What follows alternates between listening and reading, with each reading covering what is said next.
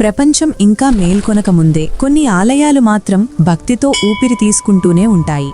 ఒక ఉదయం ఒక యువ శివభక్తుడు ఏదో అడగడానికి కాదు, తనని తానే అర్పించుకోవటానికి ఆలయం వైపు నడిచాడు. అదే క్షణంలో ఆ శాంతిని చీల్చుకుంటూ కార్ల శబ్దంతో పాటు శక్తి కూడా అక్కడికి వచ్చింది. బంగారం మెరిసే మెడ, తెల్లని దుస్తులు, మనుషుల మీద పాలించే ఓ నాయకుడు. ఆలయం లోపల ఇద్దరూ శివుడి ముందు చేతులు జోడించారు. కాని ఇద్దరూ భక్తులే అయినా వారి నమ్మకం మాత్రం ఒకటే కాదు. శక్తి తడబడినప్పుడు వినయం చెయ్యందించింది. కొందరికి శక్తి అంటే దేవుడిని వంగించగల బలం, మరికొందరికి తెలుసు శివుడు వంగేది. శివుడు శక్తికి లొంగడు, భయానికి లొంగడు, నిజమైన భక్తికి మాత్రమే లొంగుతాడు.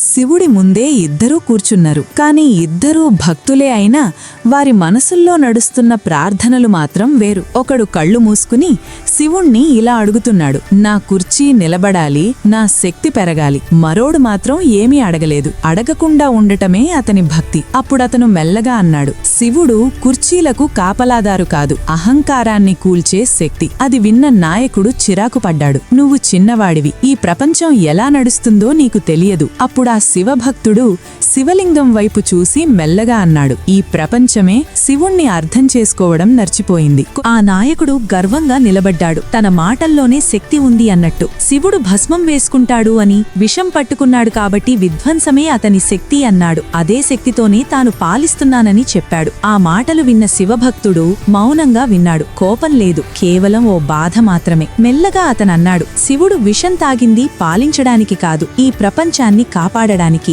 భస్మమంటే భయం కాదు, ఈ రోజు ఉన్నదంతా రేపు ధూళి అవుతుందని గుర్తు. అది విన్న నాయకుడు అడిగాడు, నేను ఆలయాలు కట్టాను, బంగాయం ఇచ్చాను, అయినా ప్రజలు నన్నెందుకు దూషిస్తున్నారు? అప్పుడు శివభక్తుడు నేరుగా చూచి అన్నాడు, చేతులు నమస్కారం చేస్తే సరిపోదు, అవి బలహీనులను నలిపితే శివుడు దూరంగా నిలబడతాడు. ఆ మాటలు తర్వాత ఆలయం నిశ్శబ్దంగా మారింది. ఆ మౌనమే నాయకుడి గుండెల్లోకి దిగిపోయింది.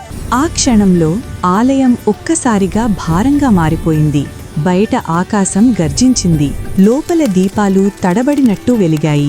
నాయకుడు కోపంతో అన్నాడు, శక్తే ధర్మాన్ని నిర్ణయిస్తుంది అని. అతని మాటల్లో గర్వం ఉంది, కాని గుండెల్లో భయం మొదలైంది. అప్పుడు ఆ శివభక్తుడు ఏమీ మాట్లాడలేదు. మెల్లగా నేలపై చెయ్యి పెట్టాడు. శివుడు ఉన్న చోటు అక్కడే సత్యముంటుంది అని చెప్పినట్టు.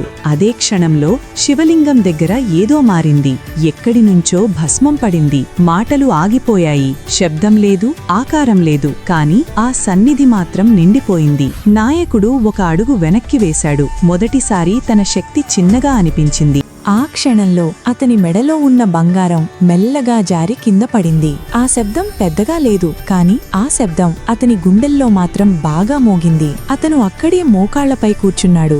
దేవుడిని అడగడానికి కాదు, తనతో తానే నిజం మాట్లాడుకోవడానికి. ఇంతకాలం శక్తి అనుకున్నది ఇప్పుడు చాలా చిన్నగా అనిపించింది.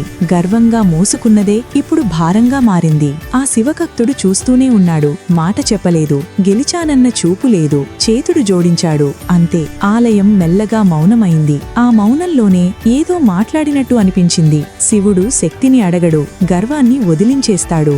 గర్వం తగ్గిన చోట భక్తి పుడుతుంది. అక్కడే శివుడుంటాడు. ఓం నమః శివాయ.